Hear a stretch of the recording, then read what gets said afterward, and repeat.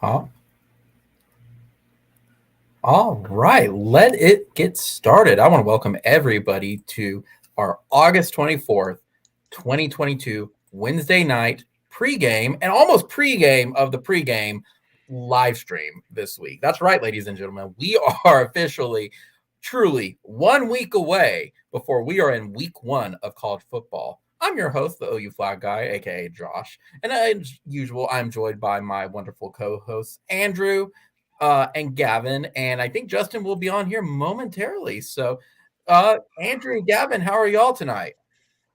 Oh, doing pretty good. It's pretty exciting. Even though you say it starts next week, I got to tell you, it's starting this week right now here in Tulsa, in the Tulsa area, as everybody is pumped up of what's going on around the area here. Is it because of high school football? Yes, it is.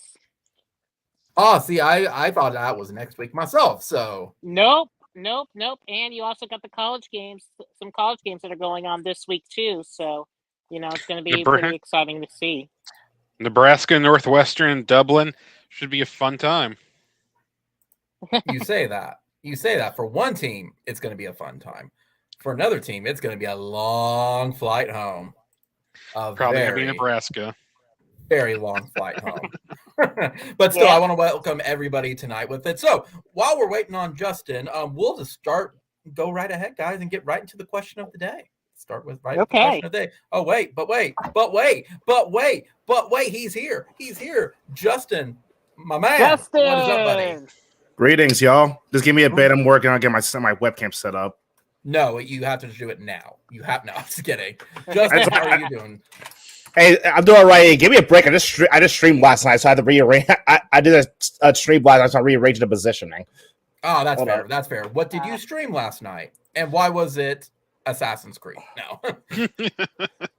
I streamed Animal Crossing and Pokemon Sword, okay? All right, let me see if that works. Assassin's Creed, Animal Crossing, AC, close enough.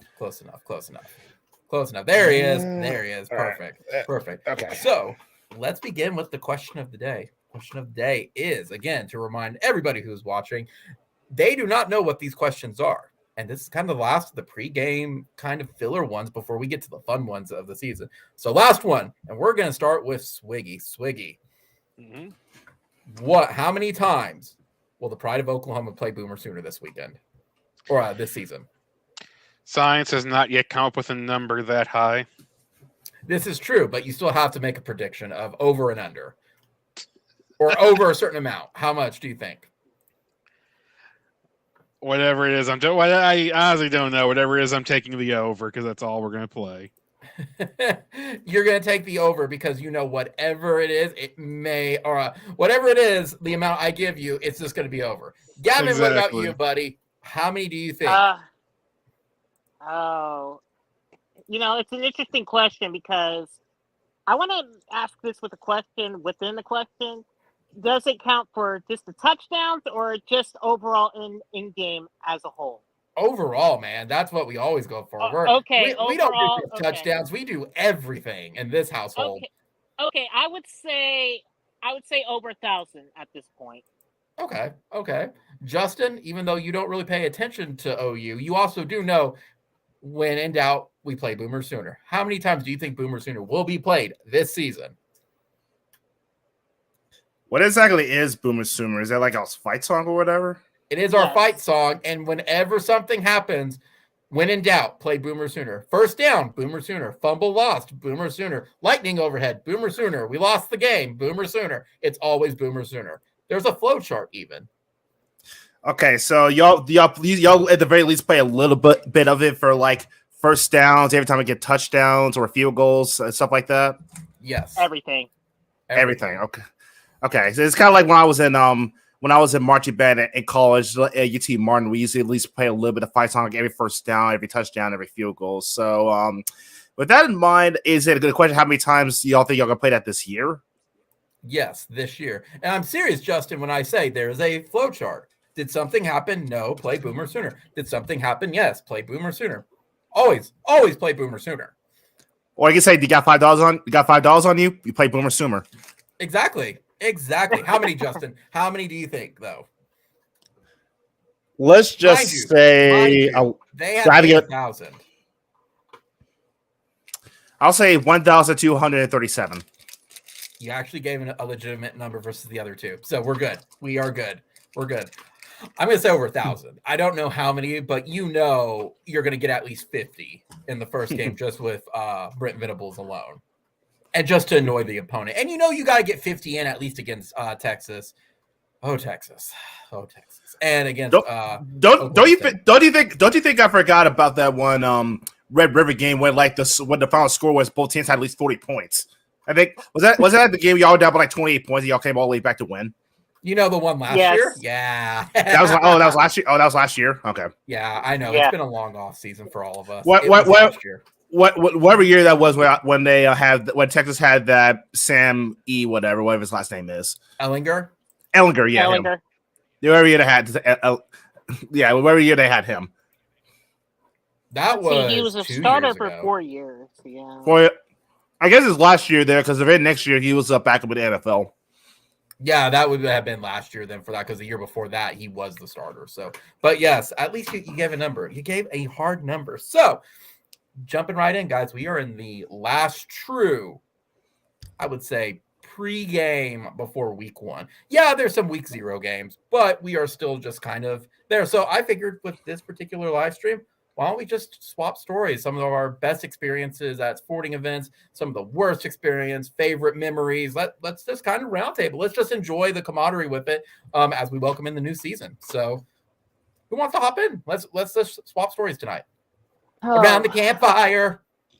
It's campfire talk tonight, boys. Okay. Kumbaya, brother. That's right.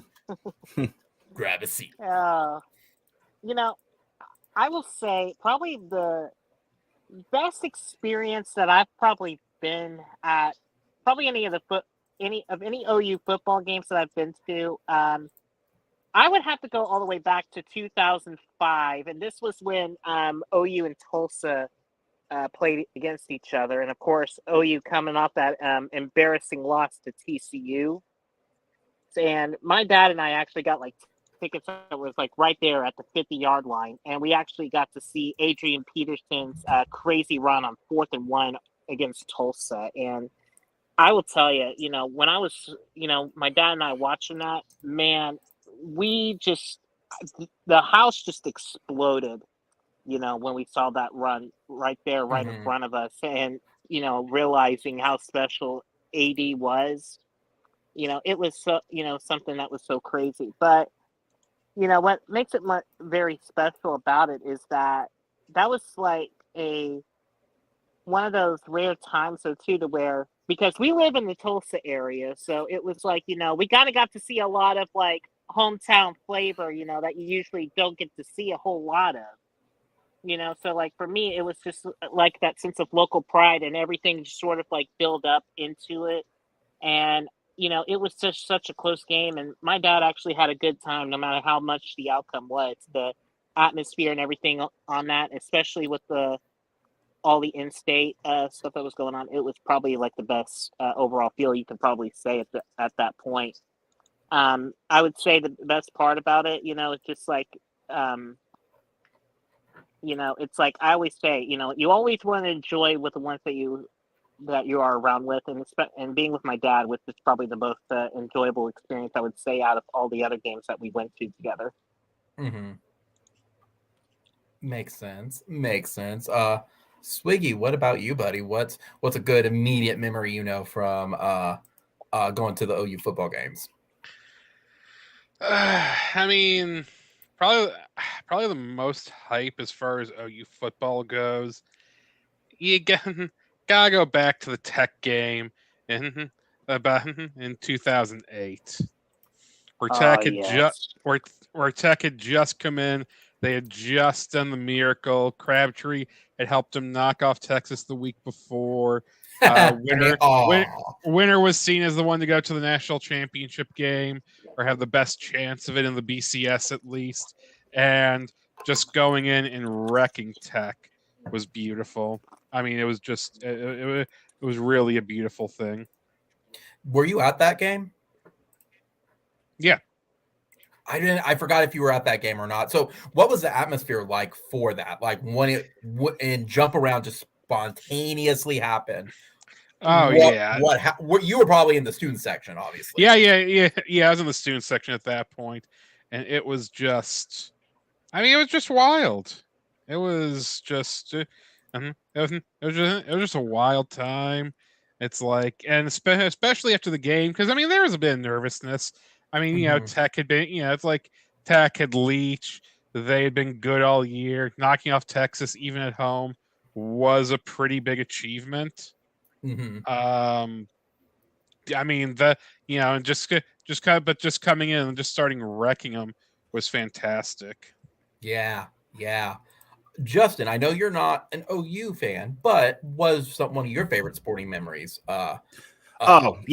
That you went to, whether it's a win, loss, whatever it is, something that comes to your mind.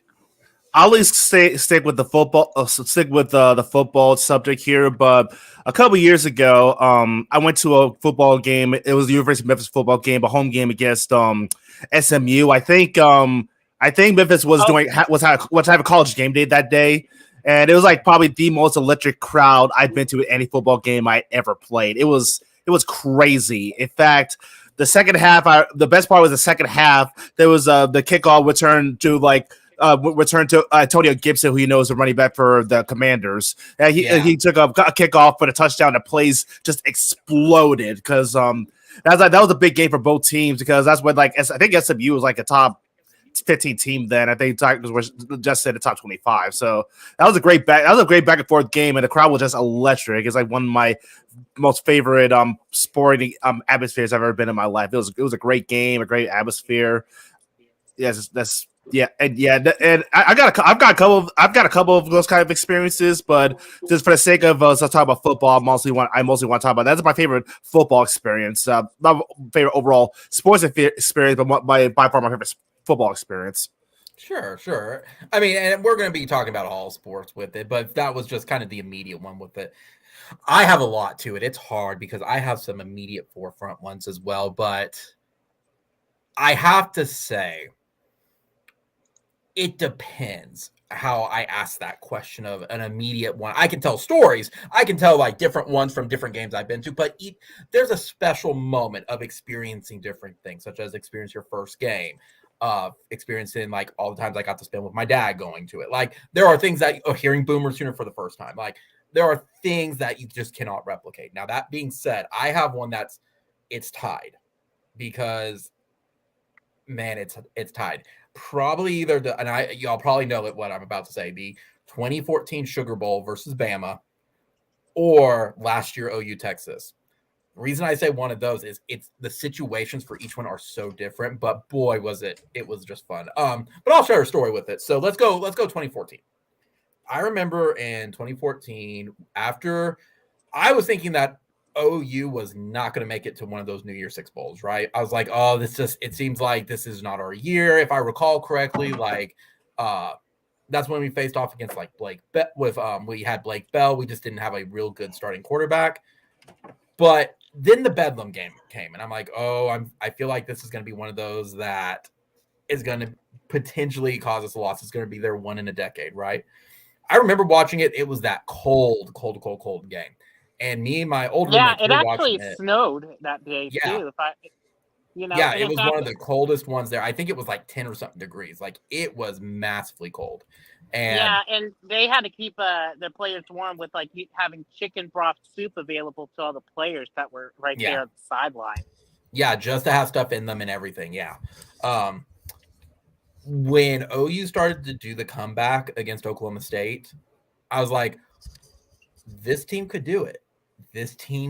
And I was convinced after Justin Blackman wasn't Blackman. Was it Blackman? Blackman was gone already. Who was it then? I can't think of his name. That dropped the interception. Justin Blackman? Yeah, it wasn't Blackman, but it was there. No, I was just talking about the former Jaguar Justin Blackman, the wide receiver. Yeah, he was from Oklahoma State. Oh, okay. Yeah, the guy was really good, but he didn't have a career because he couldn't stay out of trouble. Like Des Bryant, another player from Oklahoma State. But I think I vaguely remember that. Yeah. Yeah, I he think had to that- have a I think that- babysitter. Yeah, I think that if I remember, he was. They actually considered him as an all. Pretty much in the. It was like either first team or second team all conference. So back in 2013, I know who you're talking about. I just can't get the name out of my head. Yeah, and I cannot think of his name for the life of me with it. But regardless, so when first off, I will outright say, yeah, I could see why Oklahoma State fans are still salty about that he had it. Well, he may not have. It's the process. It's the process of the catch, folks.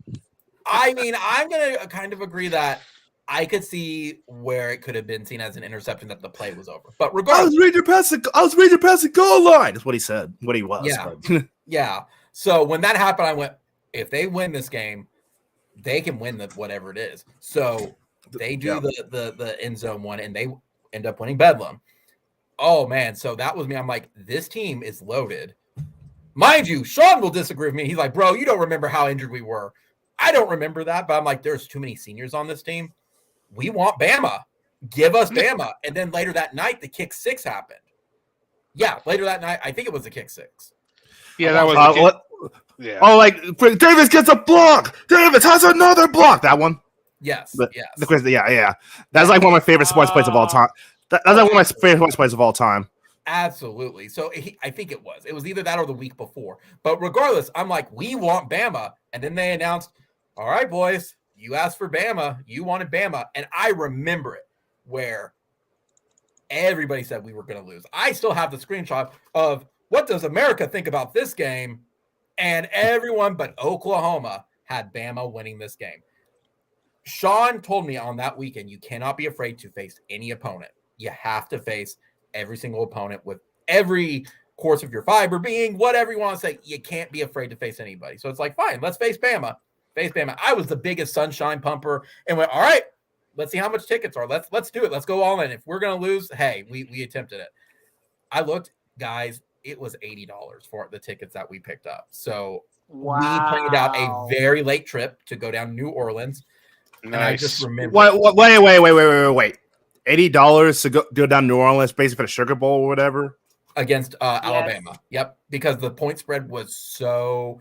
I'm about to say, that's it. Point spread. Yeah. That's it? Mind you, that was a student ticket. Okay. But still, that's it. Tickets were the face value. Yep. Okay. Yeah. Okay. It was $80. So we all packed up car, went down there, planned it out. And I remember being just nervous and everything. But it was also weird as we were walking around, there was all the LSU fans who were like, I hope you beat Bama and everything. All I've heard is the horror stories. I'm like, are y'all the same LSU fans that I've heard about? Because I think you're here just to see Bama lose. There was people like just being very cheerful and cheering us on. So then we went in the game, and I'll tell you right now, when Derrick Henry first started, we're like, oh, maybe this was a mistake. And then it started. Oh, it was so one of the most wonderful experiences. Let me guess. And when you went down there, it felt like a home game for Alabama. No, it was split pretty well. Okay. I mean, because Bama really thought they're going to another national championship game. So, and then, I mean, as far as letdowns go for Bama, I mean that team. That team has to be Bama. That team is up there for like the biggest letdown teams in the Saban era. Even though they still went to the Sugar Bowl. I'm gonna find it really fast. Keep talking. I hear you. But I'm gonna go look for it really fast. Yeah, I mean, yeah, because I mean that team was good. I mean, but that team, even then, that team was flawed. Because I just remember with the kick six, Saban fought for that extra second so he could attempt a long field goal when he had 0 field goal kickers. I will still never understand. I will still never understand. Like, I will still never understand that with any fiber of my being. At that point, you're better off just doing a Hail Mary.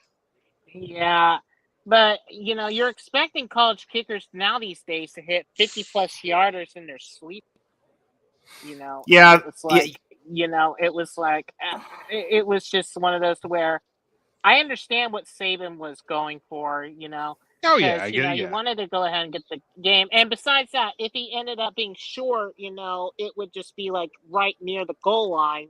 but he was just that yard short. Yeah, and the problem is because they were so worried about a block, they didn't have any fast guys on the field. Like this is about all blockers. Like normally you'll have at least one wide receiver or at least one fast guy on there who can catch up with him to at least take him down or push him out of bounds. There was no one fast on that field. It was all linemen because they were worried about a block, and he just did not have the leg for it. And so like as far as disappointing seasons for Alabama go, that's up there. I mean, that's I'd say even more than when Ohio State beat Bama, because Bama's QB against Ohio State was Blake Sims. So yeah. But it was interesting because when I was watching that game, and ironically enough, I was actually making chicken and sausage gumbo before the game. Because I kind of do whatever game they're at, I always try and fit the cuisine of where they're usually at. So I just decided, you know what, let's go ahead and get some gumbo going, and we actually ate on that and watched the game. And when I first started watching it, I was very nervous after that first drive. But AJ McCarron and what was that linebacker's name? CJ. Who was that? Andrew, you know who I'm talking about? It was CJ. He was their All-American linebacker that they had there. I want to say Mosley. Am I right? Yeah, that sounds about right. But it was. Let me see. But because that was Alabama was a 17.5-point favorite. Yeah. That was such a. Let me see. Yeah, they had McCarron. Yeah, CJ Mosley was CJ Mosley. Yeah. Alabama. Yeah, CJ Mosley. Yeah, because those two, it was their final game, so they were just trying to go out on the high note. But I think if anything, it was, and this is how I kind of feel though too. Even though we did beat Bama, it was somewhat almost like a fool's gold, because I feel I don't think they were even in it to just basically wanting to win it, because I think they were still, hanged over a little bit after that Auburn loss. Because if you don't play, I will fight that one till the end, Gavin. That they were, because they wanted to show everybody that it was just a fluke. They played to win. Yeah, they played to win. I don't know, but you've told me before. It was it's how can I put it? It was almost we just sort of, it was almost almost like fool's gold at this point, because then, after everything that's all transpired, it just sort of was just downhill after, that one incredible performance from Trevor Knight. So, yeah, that was. Y'all remember that ticket? You go ahead, but that's the ticket that I had. I had to go get it. Yes, I'm going to show my ticket off. So, yep, still have this, and I keep it in its little program. Y'all remember that one national championship game between, I think, Notre Dame and Alabama that was so lopsided that half the game was pretty much Greg McElroy say how hot Greg McElroy's girlfriend was? That was so weird. That was so weird. Classic Musburger. But what's weird, because if you remember, Manti Te'o was actually that middle linebacker and everything, and he was swirled around in a lot of controversy and everything. Yeah, with all that was going on for his dead girlfriend that doesn't exist. Yeah, poor Manti Te'o. Poor Manti Te'o. He got catfish. Wasn't the dude's fault. Stuff happened. No, it wasn't. But, they messed with him so much. And what's weird about that is that they actually now, I think it's now released on Netflix, if I'm not mistaken, about the whole crazy situation. Yeah. Yeah, so, it's unfortunate. It's just that Notre Dame team was just so gritty all year, so gutsy. Oh, and then it's but that's part of the problem with college football now, especially that period. It's just they just had no chance. They had no chance. Absolutely. which is the problem with a lot of national championship games. I mean, sometimes they're good. Clemson was good. I think that this last Georgia Bama game was good. I mean, so it's but Bama had to have like 3 debilitating injuries to get there. But... So, fun fact, Gavin, you mentioned it, by the way. So, I picked up something else from my bedroom as well from it to show y'all. Andrew doesn't even know I have this. Oh, boy. And I'm not going to tell how I got it, but I have it. So, you'll see right here, this is just a binder, right? Nothing too crazy. Nothing too crazy. Do you know what this is? A fading binder in the background. Okay, that's fair. That's fair. But what do you think it is, though? I'm good. About some playbook from the Sooners. I don't know. The playbook that villain coach from Waterboy stole. Hey, Trevor Knight. Sugar Bowl playbook. Nice. Oh my goodness. I'm not going to tell how I got this. I will just say someone. Did they manage to get that whole entire playbook in a small version into his wristband? I don't know that, but that'd be funny. It does have his entire stuff though from it, and even has his flight itinerary, like everything. Like I could tell you, your flight information for the bowl game is attached. Summary, personnel, normal down, 3rd and 4th, 3rd and shortage. Like that's the entire thing. And guess who they mirrored that year for Trevor Knight? Oh. I mean, I forgot what year Trevor Knight was even there. He was there for 2013. 2013. Yes. Okay. Who was even in college back then? I have to remember. I know. You'll recognize it. Do you want to see? Just some kid named Johnny Manziel. Oh gosh, I can't show it really well because of the screen blending in. Johnny. But they based all of Trevor Johnny football. Yep. They have, and it's just an insight of it too because it looks like depth charts and everything. What all the players are, what his actual name is, what to do in normal downs. They have everything. It's legit. Like if you ever get one of these, it's fantastic. I still can't believe the Titans lost to him. Okay. I'm not. So here's a fun thing about that Titans thing. Yeah. Essentially, Johnny Manziel being the Titans totally changed football for the next 5 years after that. Because the Titans had taken Marcus Mariota that year as their quarterback. Now, the Browns finished 3-13 that year. The Titans finished 2-14, so the Titans had the first pick in the draft. The Titans ended up trading the first round pick, and they were going to take Jared Goff. Now the Browns, Hugh Jackson was the coach. Hugh Jackson has said about 100 things over 100 years with what quarterback he wanted with the Browns. But it was pretty much at the time concluded he really wanted Goff.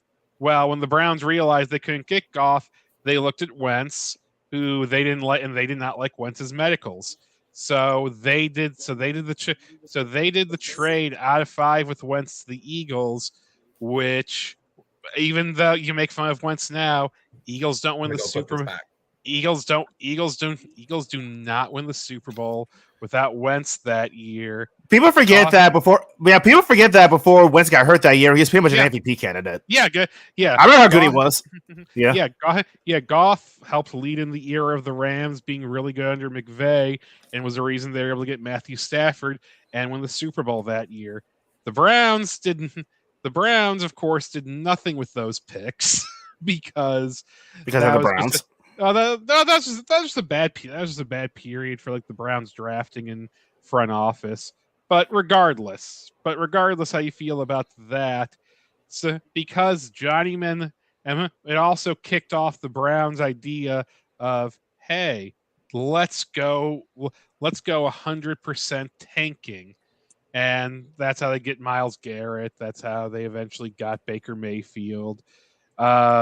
and because those two other teams traded up, the top 5 that year ended up being Goff, Wentz, Bosa, Zeke, and Jalen Ramsey.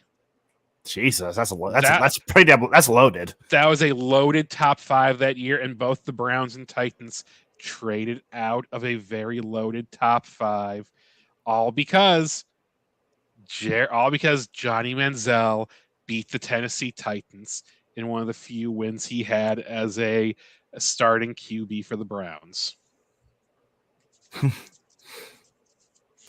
And yet, I know a Brown. Well, both Gavin and I know a certain Browns fan when they drafted Baker Mayfield, he kept saying that he was basically John Manziel 2.0. Granted, I thought Baker was better than that. He just Gavin, you know what I'm talking about. I know who you're talking about, and I'm sorry, but it's like Baker is such much more of an upgrade than Johnny Manziel. I'm sorry. I'm a diehard Browns fan. And Baker Mayfield is probably between a top 15, top 25 QB, somewhere in there. He could be better. Could be better with Rule as a coach, but yeah. I'm glad you mentioned that, Swiggy, because I want to ask you, from a different Browns fan perspective, between the little saga between Baker and OBJ. It just seems like I think the main reason I think a lot of people are frustrated with him is that it seems like every time Baker threw to OBJ, Baker missed him. Oh God! Go back and watch the Vikings game from this last year. Yeah, OBJ has the DB beaten. It's an easy. All Baker has to do is get the ball there. It's a game-icing touchdown. Baker misses that throw horribly, and if you want to know why the Browns moved on from Baker, well, the Browns moved on from Baker Mayfield for a few reasons. One, the GM and coach who were there when he was drafted had both been fired, so he didn't have any friends left in the building. At least anyone who has name attached to him. And I mean, just going back to 2019, I was watching the Browns Seahawks game from 2019. I still don't understand how we lost that game. In retrospect, that's when it was probably obvious OBJ and Baker were not going to work. Everything just felt off with that. I can tell you the Browns locker room is definitely pro OBJ. So I don't know. I mean, we don't know exactly what happened in the Browns locker room with Cleveland. We're probably still we're still a few years away from an investigative report and some stories coming out of what really went down with it. But regardless to say, but at the end of the day, if Baker plays better, nobody cares about it. Nobody cares what Baker does in his off time or what Baker says or does in general. But he just had hit OBJ. He couldn't do it. But the thing is, he wasn't causing any off-field issues. He just couldn't get it done on the field, though. At some points in the game. I mean, there were distractions too. There was the Lions game this past year where he just, instead of giving a press conference after a win, he just walked off and didn't talk to anyone, which is strange. I mean, of course, the fans were booing him because they almost lost to the Lions. But there was that weird thing. His wife was posting weird things on Instagram for at least a few weeks out of the year. But like I said, you beat the Packers on Christmas or make the playoffs. Nobody cares about that. Throw 4 interceptions against the Packers. Yeah, you're done. That's what happened. So yeah. Do you think the Browns should have shut him down because he's obviously playing with a really bad shoulder injury? They should have shut him down from the start. I mean, I'm sorry, but that is, the thing is, was that really going to be on Baker or was that really on the coaches too? Because if the coaches put him in that situation, then that's, some pretty shoddy work. From everything we know about Baker and from everything I've heard, that was on Baker. And because there was his non-throwing shoulder, like they still felt he gave him the best chance to win, even with the injury to his throwing shoulder. Now, the conspiracy theorist in me, and I want to be very clear, there's no evidence of this. This is 100% just my opinion. Just my opinion. I think the Browns GM, front office, and coaching staff was fine letting Baker go out there as long as he couldn't injure it worse, and just if he played well, fantastic. If he didn't, it just added that much more of a reason for them to be able to move on to another quarterback, which it was pretty obvious. I mean, Baker came into this season without a contract extension. And it's not like Lamar Jackson where, it's because he's his own agent or he's so good or he's or it's like there's some difficulty in discussing it. Baker has an agent. It was a bad sign he went to last year without an extension or some kind of guarantee. Last year was a make or break year for Baker. I do think that Baker knew that and went out there probably against better judgment at times to try and play. Baker definitely tried. Unfortunately now he's with the Panthers. He has another chance, and he has a chance to earn that contract this year. NFC is weaker than the AFC. I have the Panthers as probably about the 11th or 10th best team. So, I mean, they could be a sneaky playoff contender depending on schedule and how a few other teams shake out. He'll have every chance in Carolina. Will he succeed or will he not? I have no idea. Didn't y'all get close to being the Raiders last year? That one game when both Baker and Case Keenum had COVID. We almost beat the Raiders when everyone had COVID, and the Browns had so many. Looking back at it, I think that's also why they moved on, because they looked at the 1 year we made the playoffs with Baker. We were really lucky in 1-score wins. I think we were like 7-2 in 1-score games, and that's something that I don't think they felt was really. You can't keep that up year after year. So, 2 seasons ago, y'all almost blew like a 38-7 lead against us. Yeah, exactly. Yeah, exactly. So there are problems, and at the end of the day, Baker ended up being, for better or worse, Baker ended up being kind of a scapegoat, not undeservedly. And there are other problems. But like I said, when Baker is on and good, he's fantastic. Yeah. When he's when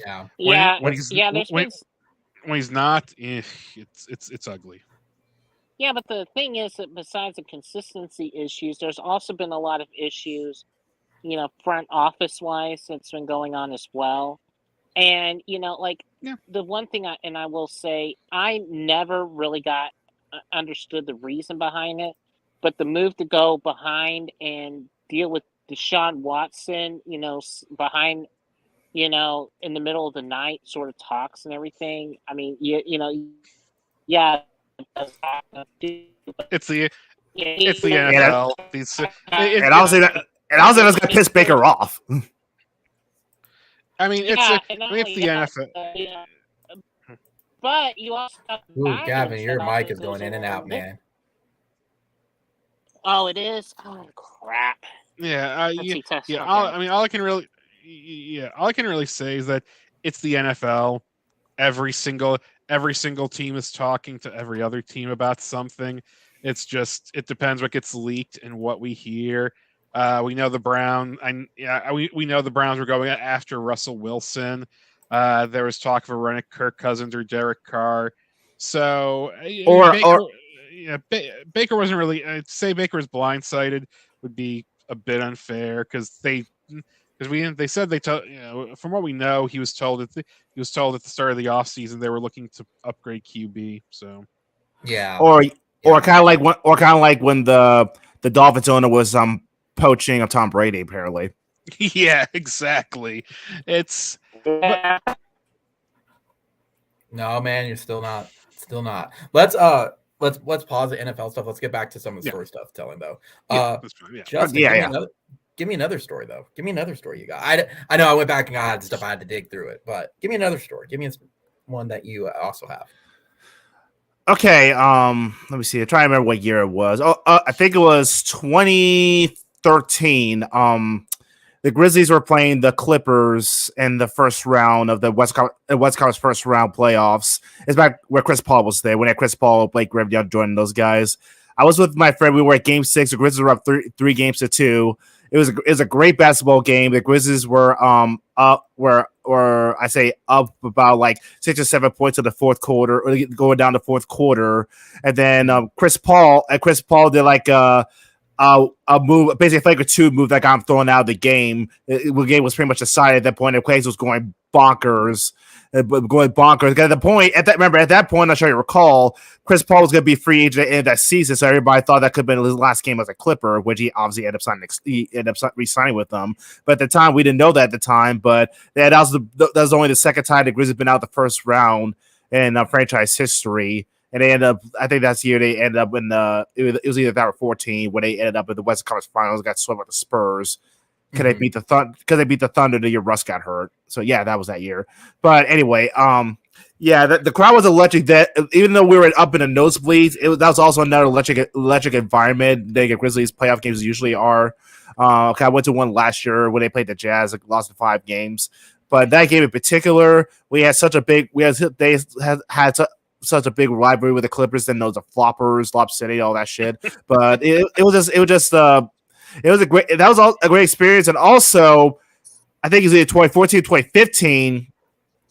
We were playing the Spurs in the first round. We lost them in 6, but I was at game 4 where we tied the series.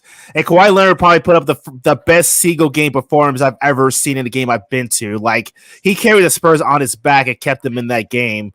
He really did everything he can to have the team win. But the Grizzlies ended up winning that game, though the Spurs still won the series in 6. But those are my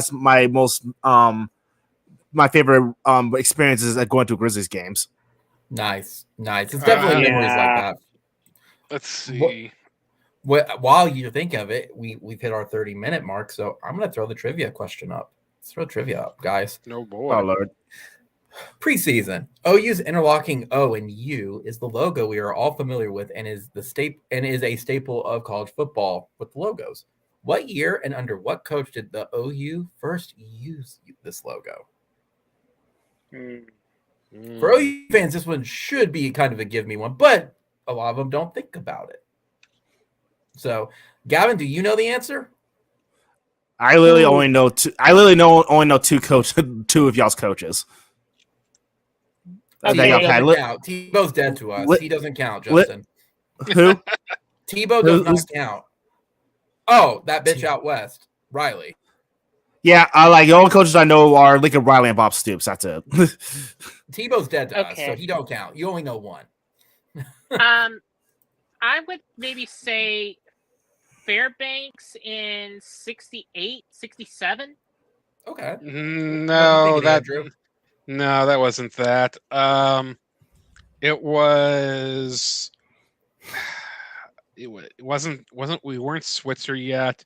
I'm gonna say it was 66 McKenzie. You are right. Jim McKenzie in 1966. Yes. That is when the OU logo first appeared, if you see it on the screen with it. They did not officially adopt the logo until 1967. So remember, though, Jim McKenzie retired and we got Chuck Fairbanks. And then, Justin, fun fact about OU, we had Chuck Fairbanks only a couple years because he died of a heart attack. And guess who came after him? Switzer. Yep, Barry Switzer. Oh, Justin. Oh, you're good. You're good. No, that's right. I forgot y'all had Barry Switzer. Yeah, the guy who eventually became the Cowboys coach. This was also Switzer. Yes. This was also Switzer. That's right. This was also Switzer's first season as offensive coordinator too. Yeah. There's a lot of, so it's fun fact looking through all these history things and trying to figure out not gotcha questions for it, but actual true trivia. There's some good stuff that you find out. Oh yeah, that was his first year under it. And then, oh yeah, where the wishbone came from. And then, oh yeah. So it's like very, very like just intriguing to go through. And I hope y'all have been entertained by the trivia questions I'm finding too. The questions of the day are fun, but the trivia is what I really, really, really like. Andrew, I remember when we went to O'Connell's and you could name off the OU trivia. So I am still depressed at the one trivia question we did not get, and I'm ashamed as an OU fan that we did not get it at the time. Still, do you remember that one? I can't remember. It's been too long. Who wears number 44? The famous 44 player for OU, and nobody could think of it. And, duh, it was Boz. So, yeah, Boz. Oh yeah, it's Boz. Yeah, but we couldn't remember it at the time. We had everything else, but we couldn't remember it. So continue though, Andrew. Other stories that you got for OU games. Let's see. Let's see. Oh yeah. While you think of that as well, I forgot. I was gonna say as well. The end of the Sugar Bowl story. By the way, my dad several weeks before said, "You know you're going to get your ass whipped going down there by Alabama." And I said, "We'll see, Dad." He's like, "No, OU is going to get destroyed." I'm like, "Are you going to watch the game?" He's like, "Yeah, of course I'm going to watch the game, but I also know we're going to get our butts whipped." I said, "All right, Dad, if we don't, I want you to say to me on speakerphone, I was wrong." He's like, "All right, I'll do it." Boy, did I call him about 15 minutes after that game and went, "Hey, it's me." Hi, Dad. Hi. I mean, it's and fair he though. did it, and he owned up. He's like, "Yep, I was wrong. You were right." I'm like, "All right, say it slower again so I can record this." Everybody gets one. Excuse me, while I go like take this crow and put it on the grill. Oh, absolutely. And that I will say after that game, that was one of the weird experiences too. Of like, we all went to Bourbon Street, got gumbo and stuff because we were out late. I did not drink because I cannot drink, just for health reasons. But my party did, and all the LSU fans were coming up and hugging us, like congratulating us like we were players. I'm like, this is weird. Y'all have a reputation, yet y'all are acting really nice. Maybe we're wrong about you guys. Maybe no, we're right about them. They just hate Alabama so much that they. Now that you mention it, when I went to the Sugar Bowl against Baylor and Ole Miss, I said by some LSU fans. I'm guessing that I assume they're just for the football experience. They didn't seem like really Ole Miss haters to me, so I thought that was weird. They're not old. So as far as I'm aware, with LSU, the only thing they hate is Alabama, and they will show up just to. Everybody does, except Alabama. Except Alabama, yeah. Speaking of that, by the way, I heard the funniest joke, and I just started cracking up. Actually, I got two, and I'm gonna crack both of y'all up. First one is there was a group chat last night, and people were just like doing a lot of joking with Texas, like just making fun of them of what's going on down there. I'm like, guys, are we really this childish? And they're like, Josh, what the hell is wrong with you? I'm like, aren't we a little tired of roasting Texas? I mean, isn't it illegal to burn trash? And sit the entire room into stitches on that. I was saying, do we even know you anymore? Yeah, and then like you heard the joke, and then you're like, that's right. That's right. I don't have a stake in this. I'd be looking at you weird, like. Yeah. But yeah, the other one was, I was trying to remember the other one. But yeah, so that Sugar Bowl one, yeah, they'll go down just root against Bama. That's just what it is. But other stories. Anybody have other stories, fun experiences at the OU games or anything? Meeting a player or even doing that. I know, Andrew, your favorite is to meet the Sooners Day. And the rush. I mean, OU, I guess I don't want to say it's hard to have OU stories because some of it is just, I went to OU during the during the Sam Bradford and Landry Jones years. Me so too. That was, so it's like those are some good teams, but also wanting to kill Landry Jones. Poor Landry. It wasn't his fault. He did. Oh, and it was. Well, and that's the thing. Landry had games he won, and then there would be these throw-up games that nobody understood. Example, that Florida State game in 2011. That was a very solid win. And then he threw up at Missouri. I mean, I will say it was very rad. It was very rad that until this last year, I had gone to the last OU Nebraska game in Norman. That was the Saturday before the 2008 election. It was just an electric atmosphere there. Even though we basically, even though we destroyed Nebraska that game. But, were you at the 2008 Nebraska game? Yeah, 2008 Nebraska, yeah. Oh man, my dad and I were also there at that game as well. Really? I never knew that, Gavin. Yeah, that was a fun game. Oh my gosh, yeah. I'll tell you, my dad and I, we were actually, believe it or Josh, when we went to that Tech game last year, we were just actually one row above from where we were sitting at last season. Yeah, that's where we were at. But that was so fun.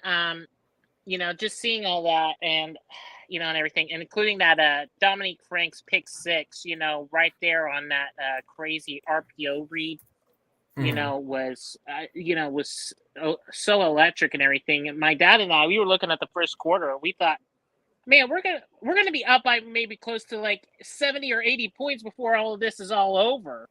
That's what we were saying to ourselves. All of 2008 was electric. That was because unfortunately minus Florida, the fewest points we had that entire season was 35 points in a game. Yeah. And that was that was just nuts. In all honesty, I mean, this is gonna be sacrilege because I went to OU, but also understand I'm not from Oklahoma. That 2008 Sooners team was probably my second favorite college team of all time. My favorite college team being the team that made me fall in love with college football. 2002 Ohio State. No, really, really, but I was still living in Ohio at that point. Oh yeah, and that was the undefeated Ohio State team that took on Miami, and that was the Maurice Claret. That was the Maurice Claret team. Was that that game that national championship game with the shitty pass interference call? It was. He grabbed his helmet. It was the correct pass interference call. Whatever. That entire season was sweaty palms time. Double overtime against Illinois. A tight game, a game-sealing interception against Michigan. The Hail Mary against Purdue on 4th and 1 that won us the game. Honestly, that Ohio State team was probably the last of the old school college teams where it's like you could score 21 points and you'd still win the game. Obviously now things have changed so much, but I mean that was the team that made me fall in love with it. And 08 Sooners always gave me those vibes in different ways where it's just like you just felt like they were going to win even if you're not sure how. I mean they didn't finish it, but it was still great to go to the national championship game, and that was still just a really fun electric season. That reminds me where it was like what you remind me of, Andrew. It reminds me of some of the early memories and stuff that I had as a kid with it. But it's the same thing of like why I enjoy that Bama game so much with it was it's the last of the bowl games that actually felt like they mattered at that point. Yeah. I'm glad I went when I did at that point. Yeah. Gavin, you were going to say something. I was just going to say, but like how you said though too, it was like, that 08 team going into Florida, I felt like we had a really good chance. And I got to tell you, I felt like we had a good chance. And then all of a sudden the tone was over after the first play of the game with that hit on Manuel Johnson from Major Wright. It was like, oh boy. Yeah. We're in for we would have been if we had been able to put in the end zone from 4th and goal at the 1, we would have been fine. The entire game changes if we punch that in. Unfortunately, fate wasn't. Unfortunately, we just didn't have it that night. But it is what it is. So still love that team so much. Oh yeah, they were a fun team to watch. It was such a bummer because if DeMarco did not get injured, we probably win that game. Yeah, and that's actually a question I've got for y'all. Here's one for you. What is a controversial opinion that you stand by? And it's like unpopular opinion. And I'm not talking about like NIL, but it's something where it's like, no, like Andrew, for example, where you're like the Ohio State one, bias aside, of course. What is something like you stand by and it's unpopular with the OU fan base, with the Oklahoma State fan base, Memphis, whoever? What is the opinion that you stand by? Because I know there's spicy takes. I know they exist. I'm trying to think. You put me on the spot here. Just look at his equipment bag of hot takes. And not spicy enough. No, it's a little cayenne. I have a spicy take. Go give it to us. Give it to us. Give it to you. Robert Griffin III would have not won the Heisman if he didn't beat OU. And that Robert the Griffin III is not that good of a quarterback. Well, I kind of agree. Well, I agree with the second part because he had like one good year with the Redskins. And he was kind of meh after that. I always thought he was meh, like in general, where it was like he also tore up his knee. So. That's true, but even in his college years, I was like, really? Like, I don't know. That's my take with it, and I know there honestly, disagree with that. Honestly, keep forgetting some of the Heisman Trophy winners. I mean, I even remember who won last year. Was it who won last year? I forgot. It was the Bama quarterback. Oh, it was Bryson Young. That's right, Bryson Young. Yeah. Okay. Yeah. I mean, I guess my spicy take is college awards have become so meaningless. I don't even know why we bother with it. I know why we bother with them. Because tradition. Any college awards at this point. Awards. Okay. I legit keep forgetting who went to. I legit forgot who used to win the Heisman. I mean, a college award. I mean, any college award at this point just feels pointless. They're announced at weird times in December. You never really know when they come out. It's just college awards.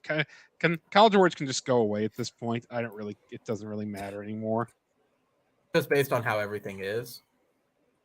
I mean, just based because so much talent is just like, it's so much talent just collected on certain teams.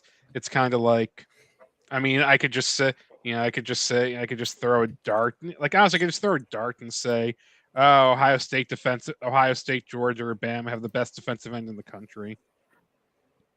Yeah, but do you think that's just because everything's been so consolidated at this point? I mean, it is, but it is. I mean, it is. It's just one of those things where I just don't feel like they matter anymore. To me, they're kind of like bowl games. If they went away, I wouldn't miss them. I would. Oh, there's a spicy take. I would not. I would not miss the Heisman ceremony. Just like I mean, I'd miss bowl games in the sense that I like having something to watch at the end of December every night. Just because I like sports. I'm a random fan. I mean, right now in the background, I have on a, for me, meaningless Toronto Blue Jays Boston Red Sox game. I just like watching. Watching sports. I was gonna say, to be fair, Andrew, you would also have any sports on you. You've told me personally that you'd be the one that would pay for the baseball stuff if it was like $20 still, because you love it that much. Oh yeah. Sports. What else? Give me another one. Give me another one. Give me another story, hot take, whatever. This is what tonight is. South Carolina is very underrated coming into the season. The Gamecocks? Why do you say that? Yep. Great coach. They have a great coach. They have Rattler. SEC East. Their only real competition is Georgia. I think Gamecocks are very underrated coming into this year. Okay. I could see that, actually. I would not surprise me if they had like an Arkansas type rise this year, where I don't think where if they can find a way to beat Georgia, they can win the East and the SEC. Yeah, I could see that. I mean, nothing to lose on it. I could see that. I could see that, Andrew. I could see that. You know the one that is not a spicy take, though, and everyone's going to agree with me because you have to. Oh, wow. That Stewie Mandel's an idiot. Like, bro, like... I even know who that is. Stuart Mandel, he's a writer. Mandel just doesn't get the Big Ten. Mandel just doesn't get Big 12 country. He actually said that OU was going to go 7-5 and that they were going to go 5-4 in the conference. Like, what are you smoking, Mandel? Like, bro. Yeah. See, I don't see how you can get this. They're going to be a 7-5 team. I just don't see it. I don't either. If anything, like most of their schedule is like pretty favorable. Yeah. I'm going to throw this up as a reminder. This is what our schedule starts next week, guys, because we're about to get into our final segment of the show for it at this point. Because usually we would do like game prediction. We'll have our special guest during the second 30 minutes. And then the final 30 minutes, however, I have been saving this. Though I am going to disappoint Gavin because I am going to take the high school part out of it just because it would be unfair for Justin. But so first off, look at the schedule, guys. This is everything that's going to happen besides Iowa State. That one has changed. That is now October 29th instead of that Thursday night. But everything else, that's the same. UTEP, Kent State, Nebraska up. So that graphic will change as well. But no, we're going to go into our final segment, which I have been waiting for like a month. So in our final segment, guys, outside of our predictions of what we think the OU game is going to turn out, we're also going to do between the four of us, we're going to do, and when we have a special guest on, of course, we're going to do game pick'ems. Oh, boy. I have selected 5 games that you have to tell me the winner or the loser of, and I'll give you all some info for it so you can make an educated decision, but you have to pick it, and you have to pick with the spread. You have to get both things right, or you don't get it right at all. So it has to be right or wrong, okay? So okay. I got my stuff up, and you have to tell me. And as a reminder, guys, the spread, you can go either with the favorite or you can go the underdog. Either or, I will absolutely allow that. Now that being said, I've picked out 6 games. I think it's 6. Yeah, 6 because I have the OU game separate, but since there's no OU game, we're just gonna do a random game. So, gentlemen, are you ready for our first game that you have to pick? Okay, I'm ready. All right. So the first game that we're going to have to pick is an FCS game. Howard versus Alabama State. So for a little information for y'all, the 2021 Howard Bison football team went 3-8 under second season head coach Larry Scott. This year, they are obviously still under the head coach with it. And they're in the Mid-Eastern Athletic Conference.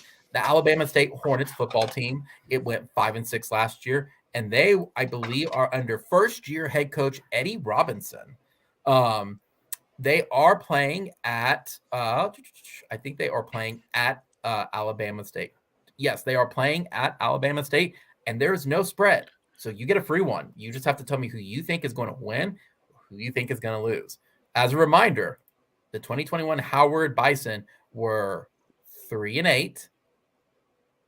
And they were 5th out of 6th place in their conference. The Alabama State Hornets were 5-6, and they were near the bottom as well. They tied for 3rd to last in their conference with the Mississippi Valley State, Southern, and Grambling State.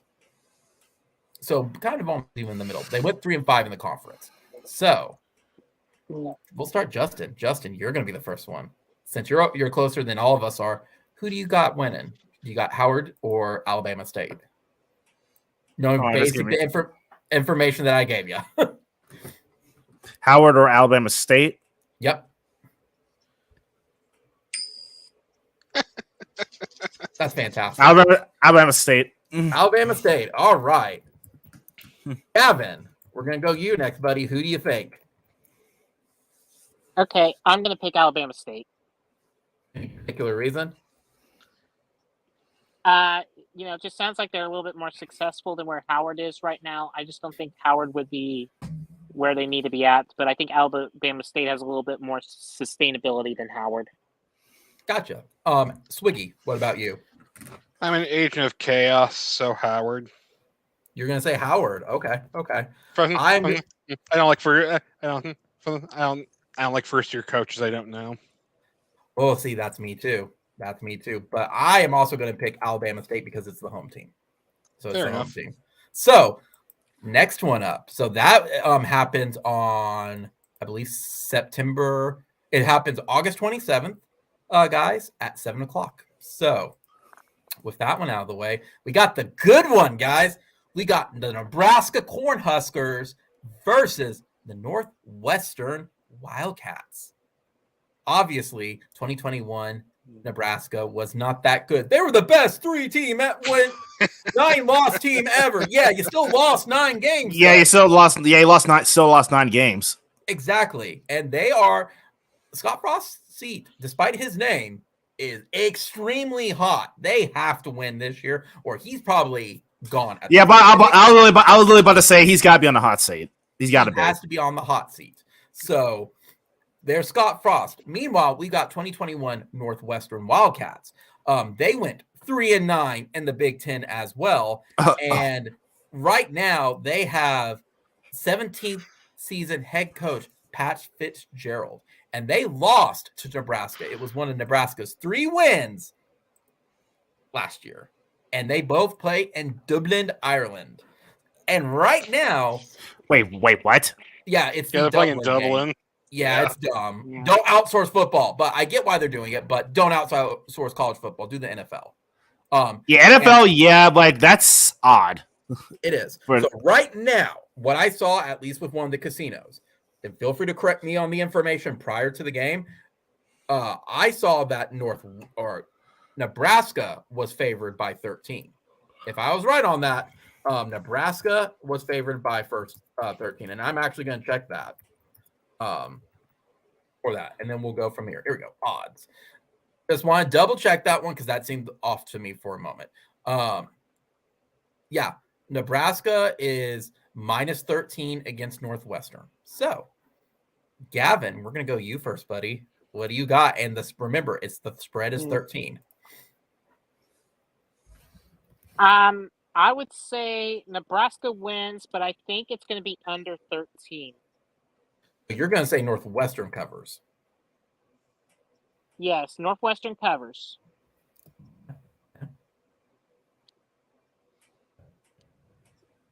All right. Swiggy, what do you got, buddy? Quite the conundrum. Let me see. North.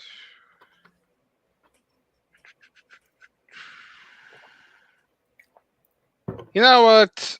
I have no faith. You know what? I have no faith in I have no faith in Northwestern's QB. I'm going to go. This is good. I'm going to say this is the high point for Nebraska. I'm going Nebraska win. I'm going Nebraska wins and covers the spread. Okay. And I'll just say Nebraska as well. I am also going to say Nebraska. I'll come to you, Justin, for it because I don't want to hop in front, but I'm going to say it as well since I'm kind of going in a circle for it. I think Nebraska also covers based on their results from last year. And I know last year, but I just don't see Northwestern just getting better. Northwestern's a terrible team. I think Nebraska also wins, and I think they do cover for it. So, Justin, you also said that Nebraska won. Do you believe they cover? Yeah, sure. I mean, they at least are pretty good at covering. Like I said, they had a lot of close losses last year, so a lot of losses, but at least covered. So you'll say they covered then at that point. So okay. And if I'm doing that wrong, let me know. But as far as I know, it's like it's. But it doesn't really count. Is there already a line? The line is -13 with Northwest. 13 favored. Yeah. I go with that. I think they'll cover that. So, you're saying that they will win by 13, correct? Yes. Okay. All right. Next one up. And again, if I'm incorrect on that, I'm pretty sure I don't sports bet, but I'm pretty sure I read it correctly. So next one up, guys. Oh yeah, I know. Sports animal. I'm a lineman for the county. Okay, that obligatory. Duquesne versus Florida State. So this one's an interesting one. It's because I've talked to Florida State people. they do believe that there is a legitimate chance for Duquesne to actually upset them. Now, this is interesting because Duquesne last year, guys, went 7-3 in the Northeast Conference, okay? And they were second in their particular conference. Meanwhile, Florida State went 5-7 under Mike Norvell, and they were the fifth out of 7 in their division and tied for like the lower half of the ACC. So there's no telling what could legitimately happen with it. Duquesne, however, does play at Florida State. So we're going to start Swiggy. Swiggy, buddy. Florida State. Why Florida State? Wait, I forgot. Florida State, there is no line. So you get a free one for this one, guys. Line. I mean, I think it's one of those, it's in Florida State. For as bad and down as Florida State is at the moment, I just think it's too, I just think they come in. It's too important a game to lose for them. Like, maybe if they were a little cockier and bad, I believe it. But this is kind of, this feels like everyone's going to be at attention early on. Things are bad. Like, things are bad for the Seminoles, but I don't think they're that bad yet. And I could see this being a close game through 2 quarters, but Florida State prevails. Gotcha. I am also picking Florida State because I honestly think the same thing, that this, despite Duquesne being a very, very, very good, talented football team, I just don't see them stopping Florida State with it. It's still, at the end of the day, it is still played in Doak Campbell, and Florida's lost to better competition. I think they're nervous just because of how bad Florida State has been, but I don't see any reason why they would be in a bad state for that. So I pick Florida State as well. Justin, who are you going to go with? I'm going to go Florida State also. And by the way, that coach's name you named earlier, he's also sitting on one of these. Absolutely. Yeah. His ass is about to be grass. They don't think we get this year. That's a little good question of who would get fired first, Frost or Norvell. That is a very good question. That's a good question, actually, because that's kind of been. Yeah. Go ahead. Because I don't think I didn't forget last year or a year before that where Florida State lost a freaking home game at Hail Mary to freaking Jacksonville State. Don't judge Jacksonville State. Yeah. That's why I think they're nervous. Compared to Florida State, I'm not really saying disrespect to Jackson State. Just like that, but it's kind of like they're the same conference as UT Martin. They're like one of those conferences where you're pretty much paid to beat the crap out of them. It's kind of like when UT Martin upset Memphis a couple years ago. Michigan, Florida State. Yeah. Gavin, who do you got for me, buddy? I can talk all straight. I talk all straight about that one. That's like my favorite upset of all time. I'm glad that is, and it's not another one with it. Okay, next one. Drum roll. All right. North Texas versus UTEP. I picked this game because we play UTEP that following week for our first home game of the season. Right now, just to give y'all a heads up, UTEP is favored by 5 against North Texas. And to give y'all some background, UTEP is a very, very solid team. This is not going to be a walk in the park for OU for in the next week after that. But this team went 7-6 last year and actually was 4th out of 7 in their division and ended up losing at the end with to Fresno State in their bowl game with it. However, again, this is a 7-6 team. This is not a bad team. Meanwhile, North Texas is the flip side. They are a 6-7 team. They only lost to Miami, Ohio by 13 points, and they were 3rd out of their division. They were actually ahead of UTEP in their conference stuff. So it could go either way on it at this point, in my opinion. They do play at UTEP, however. So it is UTEP. So that's a little caveat. So we'll start with myself. I think UTEP's a talented team. I think they're going to beat North Texas. I think that 5 is just a little too not in favor of UTEP at this point. So I just have a gut feeling. It's a gut feeling. I'm just going to be honest. So I'm going to say UTEP and that they do cover against North Texas. Justin, you got North Texas or UTEP? I'll say UTEP as well. Do you say they cover, or do Northwest or North Texas cover? I'll say UTEP covers. Okay. Gavin, what about you, buddy? I gotta go with UTEP, and I think they'll be over 5. So you're gonna cover. Hey, they're gonna cover. Okay. And then Andrew, do you have faith in the Miners, or are you going with North Texas? UTEP 100% covers. Ooh, 100%. Are you that confident? I am that confident. Ooh, okay. All right, we got 2 more, guys. Just 2 more. Next one up, Nevada at New Mexico State.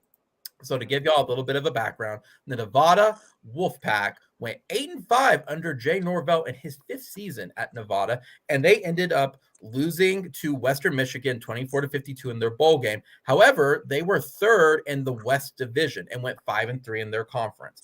Last year against New Mexico State, they where'd it go? They won 22-17. Meanwhile, the New Mexico State Aggies went 2-10 last year, and they were 5th out of 7 people. But mind you, this is the same division that has UConn in it, and UConn went 1-11. So to understand the disparity, that is just a massive disparity for it. They also have a new head coach with Jerry Kill. I do not believe this. Let me check. I had it written down.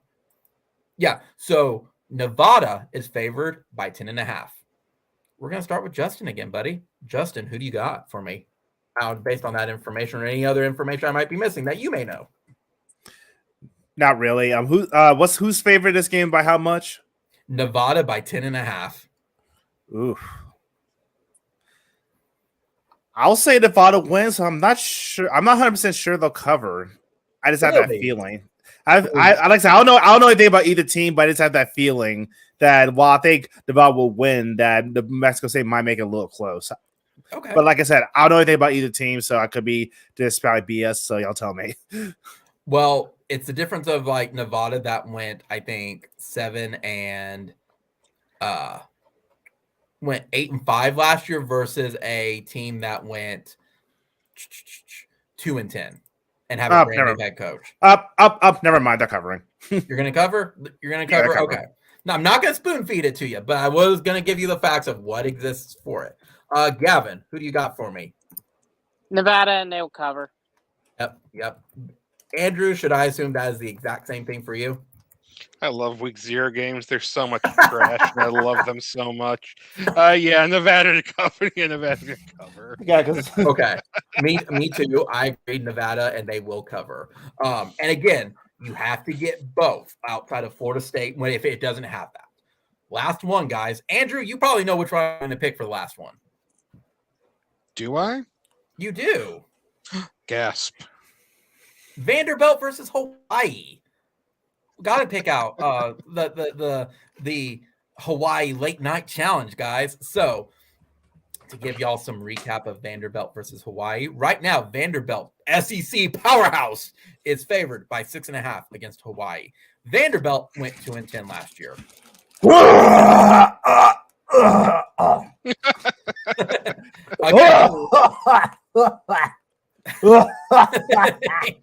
They were bad. But to be fair though, Vanderbilt's looking at Texas like we have a shot. But yes, so do not talk about Vanderbilt football to me, man. It's so disgusting. Do you have a personal vendetta against them, the smart school? Well, my cousin played there for one thing. Darius Sims, really? he played there. Yeah. What? I never knew that. Yeah, and that was so bad when he was there. He did everything he could. He played under Derek Mason, but he just had nothing to work with, man. They haven't been good at all since James Franklin left. That's fair. Yeah. And right now they are under second-year head coach Clark Leah. Leah, however you say it. Meanwhile, we have the 2021 Hawaii Rainbow Warriors. They went 6-7 last year under second-year head coach Todd Graham, and they were 4th in their division of the West Division. for it. Right. Again, however, Vanderbilt is favored by 6.5. So, Gavin, it ends with you, buddy. Who are you gonna pick? So this is the tough one. I'm not gonna lie. I went and tried to pick out some good ones. I went, oh, this one's tough because, yeah, I have my reasonings and I'll say it at the end. But who do you got for me? Who do you got? Who do you got? Who do you got? So you got the struggling SEC team versus a half decent Group of 5 team. It's gonna have to side with Vanderbilt, but I think Hawaii covers the spread. Really? Okay. Andrew, who do you got? To where they would probably win by 3 or 4 points. Yeah, I think they would win by either 3 or 4 points, if anything. That's kind of where I'm looking at it right now. Okay. Andrew, who do you got? Vanderbilt to win, Hawaii to cover, and you know why. You know why. Because it's in Hawaii. It's not just because it's in Hawaii. The entire program's in disarray. Right now. I'm going to take a risk. I'm going to say Vanderbilt, and they're going to cover. I could see that. I mean, I could see that. Hawaii. I mean, Hawaii almost fired their coach, and they've lost like so many players out last year. Hawaii solid, but man, I have a feeling Vanderbilt, and I have no reason behind it. But yeah, Justin, are you going to join me? Or are you going to actually go against? Excuse me. Against it, Frank message in here. Frank, what's up, buddy? So yes, who do you got? Yeah. Honestly, I'll take Vanderbilt too because I forgot that Hawaii's kind of a cluster F right now. Yeah, Hawaii almost. Yeah. I forgot Miami's a mess right now. I heard a little bit about that.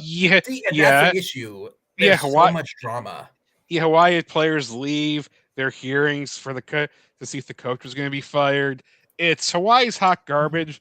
Like for Vanderbilt to be favored over you at home, that's a program that's in disarray.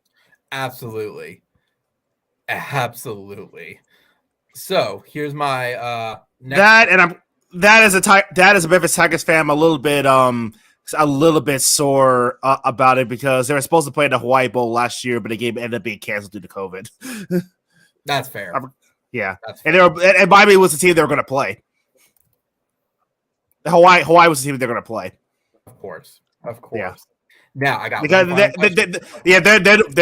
ones that had the outbreak. Of course.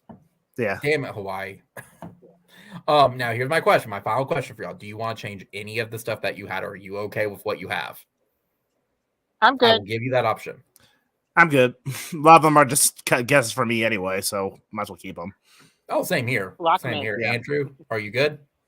I'm fine, dandy. Get some early points, guys. Like some Labor Day candy. Get some early points. Get some very early points. So I'm going to throw this one up here, guys. Again, I want to thank everybody who has subscribed. We got a couple more subscribers, but they keep their subscriptions hidden. So I still wanted to thank them for subscribing. We're up to 159, guys. We're getting there. My goal is 1,000. So I still wanted to thank you guys for it. Know that all your views are appreciated. In addition, as well, and Gavin will be happy, I fixed it. OU, guys, remember, in our picks, UTEP plays this week, but then they come to Norman, Oklahoma to play the Oklahoma Sooners on September 3rd at 2:30 p.m. Central Daylight Time at Gaylord Family Memorial Stadium. OU's going to win that game. They're going to annihilate UTEP. But that all being said, that's still a week and a half away. 2:30 kick. And good news, everyone. And I'm so happy about this. Right now, all things pending, it looks like a cold front's going to come through that Friday, and kickoff is anywhere going to be 75 to 80 degrees, and I could not be more ecstatic. I'm like, no, like concrete blood angels? Yes! Awesome! So, yes, right now. Now, that's still a week and a half away, and the weather is unpredictable, but that would be absolutely great if that stayed like that. So, guys, we've hit our hour 30-minute mark. Any final words, any other things going on? We'll wrap it up with Justin. What do you got for me? Any final things before we go into week 0 of college football? and preseason of NFL. I'm just great. I'm just happy to see football again. I was starting to get a little bit of a lull, the sports lull. All we had was baseball, even though baseball's been pretty good. But I know, just ready for some football at this point. Absolutely, I agree with you. I'm the same opinion because it's been a long off season. It's time. It's time. Gavin. One more thing. One more thing. I saw you favor my tweet on my personal account when I retweeted about the news about Chant Holmgren's injury.